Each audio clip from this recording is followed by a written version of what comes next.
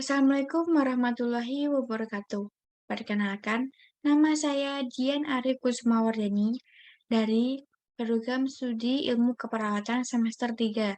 Di sini, saya akan menjelaskan tentang proses kehamilan. Dalam Kamus Besar Bahasa Indonesia atau KBBI, pengertian kehamilan mengacu pada definisi hamil, yaitu kondisi di mana sel telur dibuahi oleh sel sperma hingga pada akhirnya menghasilkan janin dalam rahim. Pengertian lain tentang kehamilan juga dijelaskan oleh Badan Kependudukan dan Keluarga Berencana Nasional atau BBB.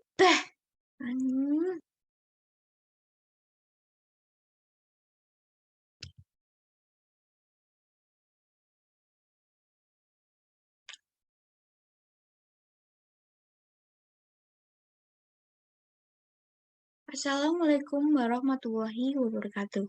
Perkenalkan, nama saya Dian Ari Kusumawardani dari Program Studi Ilmu Keperawatan. Kali ini saya akan menjelaskan tentang proses kehamilan. Dalam Kamus Besar Bahasa Indonesia, pengertian kehamilan mengacu pada definisi hamil, yaitu kondisi di mana sel telur dibuahi oleh sel sperma hingga pada akhirnya menghasilkan janin dalam rahim. Pengertian lain tentang kehamilan juga dijelaskan oleh Badan Kependudukan dan Keluarga Berencana Nasional atau BKKBN. Menurut BKKBN, kehamilan merupakan sebuah proses bertemunya sel telur yang sudah matang dengan sperma, hingga pada akhirnya membentuk sel baru yang akan tumbuh. Proses kehamilan sendiri bisa terjadi karena bertemunya sel sperma pria dengan sel telur matang dari wanita. Ada beberapa tahap dari proses kehamilan itu sendiri. Yang pertama, ovulasi.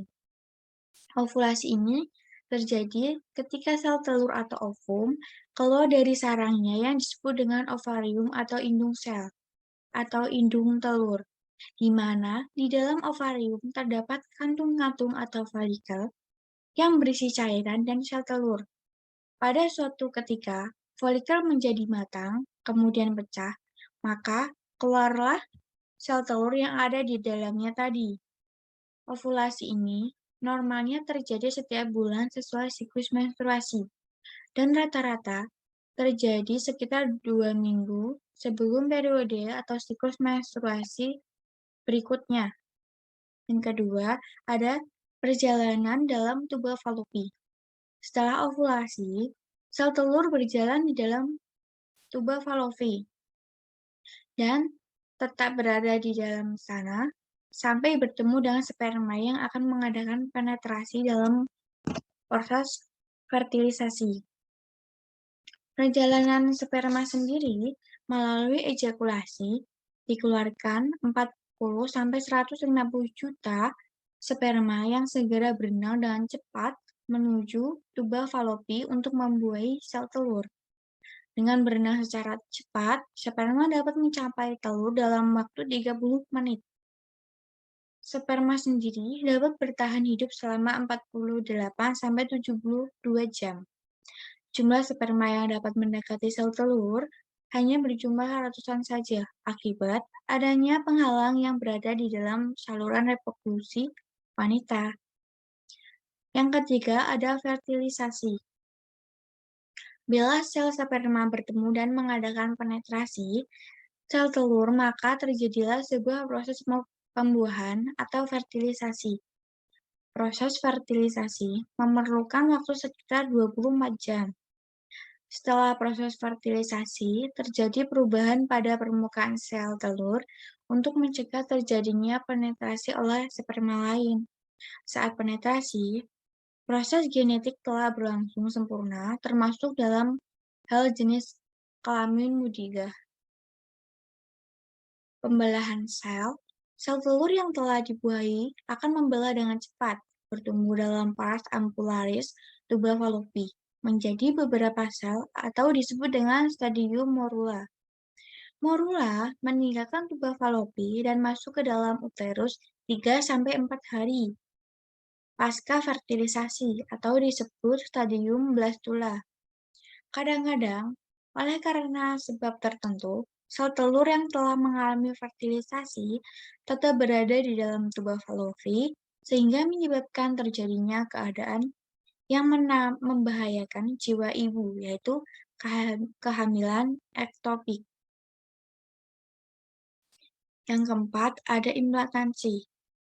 Implantasi terjadi setelah berada dalam uterus, sel telur yang telah mengalami fertilisasi menempel pada endometrium. Proses tersebut dinamakan implantasi. Sel-sel telur terus membelah diri.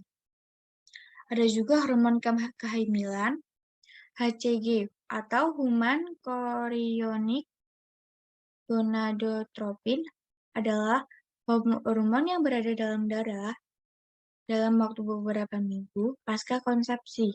HCG merupakan hormon yang dapat dideteksi dalam darah atau air seni setelah beberapa minggu. HCG diproduksi oleh sel-sel berbentuk plasenta. Yang selanjutnya ada perkembangan janin. Setelah proses implantasi, sejumlah sel berkembang menjadi plasenta dan sel lainnya menjadi mudigah. Sekitar 3 minggu pasca ovulasi, mulai terjadi pembentukan otak, sumsum tulang belakang, dan jantung. Sekitar minggu kelima, sudah terjadi detak jantung janin.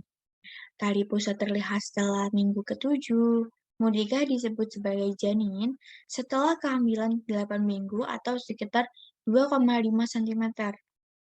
Persalinan antrum terjadi pada kehamilan 40 minggu.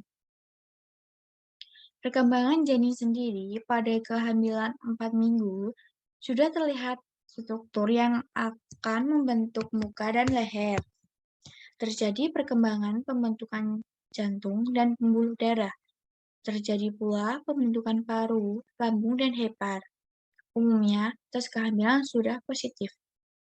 Selanjutnya, pada kehamilan 8 minggu, ukuran mencapai seukuran buah anggur atau sekitar diameter 2,5 cm. Telah terjadi pembentukan kelopak mata dan telinga. Kadang-kadang terlihat adanya pangkal hidung. Tungkai dan lengan sudah terbentuk secara lengkap.